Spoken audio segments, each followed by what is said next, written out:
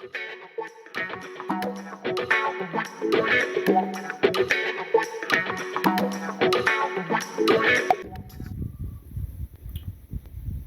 and now welcome to the Luo Online News Brief. To start it off with South Sudan. South Sudan has accepted to adopt the International Convention cluster bomb ammunition on the 3rd of August 2020. According to Human Rights Watch, South Sudan became the 112th country to do so. Cluster ammunitions can be fired from the ground by artillery drop, but after going into the air, it will disperse into many bomblets or different smaller pieces of bombs. The challenge with cluster bombs, not all the bombs will blast at that time. Some or many will remain on the ground like landmines, which will blast in time or in years to come. That poses challenge even when the war is over.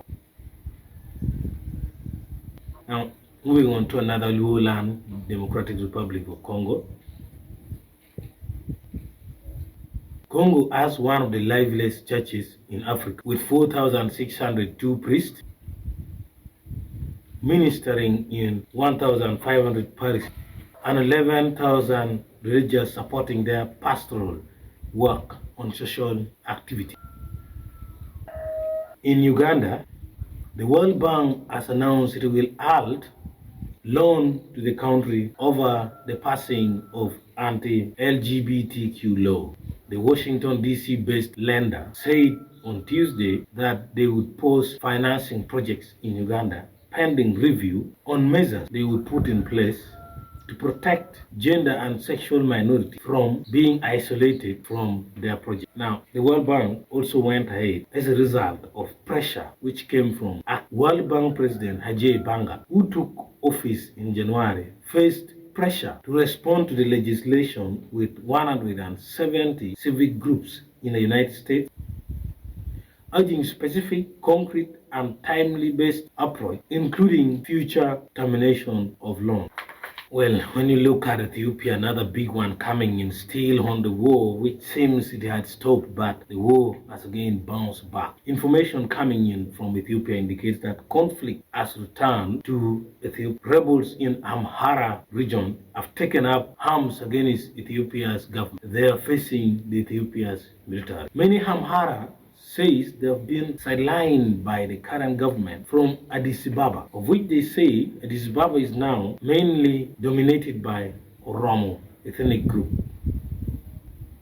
It is worth remembering that the rebels in Amhara, known as the Fano, helped the current government in 2 years war in neighboring Tigray. And on the other hand, still in Ethiopia, the World Food Program has resumed food aid in Ethiopia after months of criticism. The World Food had earlier on stopped sending food to Ethiopia due to security threats of stealing grains by some other people in Ethiopia. Now, related to that, Kenya and Uganda. Kenya diplomats and Uganda diplomats are in Ethiopia looking for the whereabouts of the nationals. According to a statement by Kenyan embassy in Addis Ababa, they were still weighing the situation, but asked any stranded national to contact the embassy. In Uganda, the country's ambassador to Ethiopia, Rebecca Otengo, said she had communicated the situation to her headquarters in Kampala to advise on the next action, but did not comment on any trapped Ugandans in Ethiopia, as per the East African Time and Al Jazeera. Now, as I wind up with Tanzania, a magnitude of 5.6 earthquake struck near Ikungi in Tanzania on Tuesday, which is just yesterday, as reported by United States Geological Survey, USGS.